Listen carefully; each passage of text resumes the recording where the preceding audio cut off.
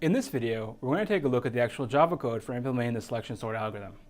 So at the bottom we have kind of the two standard functions. So these are the ones we actually went over before when we had the kind of like the base platform frameworky code for doing sorting in Java. These you've already seen. So I put the code on the side basically just so you have some frame of reference. So this is our less implementation and our exchange implementation. Basically the two functions we have to check to see whether the two things are in order, and then also to exchange two of them if we decide that they need to be swapped in the array. So yeah.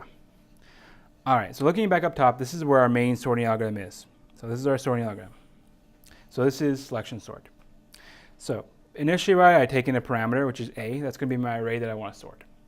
Then I create a variable called n, and n is going to be initialized as basically the length of the array. This is actually going to make it nice for us in terms of algorithm analysis because like n, we're always used to using n. So yeah.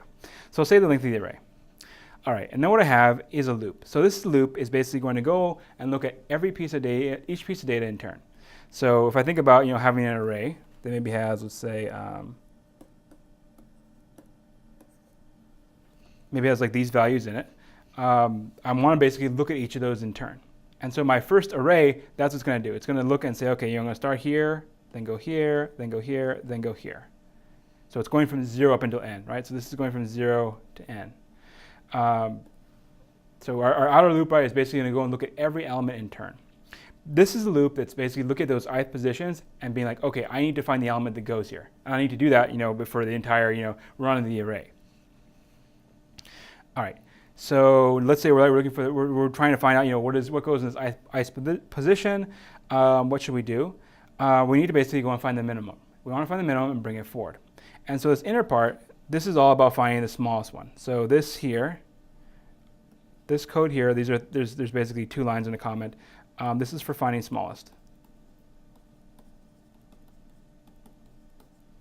So we start at I, right? So we have another loop. We have another loop that basically starting at I and walks forward along the array. This new loop is going to be using an iterator variable called j. J is going to basically walk inside. So it's like you can imagine, right, you're trying to sort this piece of data over here, right? 4, 1, 3, 8. Initially, right, the outer loop looks at 4, right? That's the thing. It's at I equals 0, that index. Then it's going to have an inner loop, right, that basically goes forward and then goes and looks at all the other elements in the array and tries to see are they, tries to see which is the smallest among them. And so we have this inner loop, right, which basically goes and walks along. The way this is set up mechanically is that we have this variable called min, and min is throwing the index of the smallest thing. Initially, min gets initialized to I because it's like, well, it's already there, right? And maybe that is the smallest thing. Maybe it doesn't actually need to move. So we'll go ahead and start that as the smallest, and then we'll try to beat it, right? So then our inner array goes j equals I plus 1, so it's basically like starting right after I, and then walks forward until the very end of the array, right? Until j less than n. So then you're walking forward, looking at everything else, and comparing each of those with what you think the minimum is, right? Initially, you think the minimum is going to be whatever already at the position I. Maybe it isn't though, right? Maybe you can find something smaller. If you do find something smaller, then you update min, right? So min equal j. So we run those three lines. Basically, we go through all that data, right? Trying to find out what is the minimum.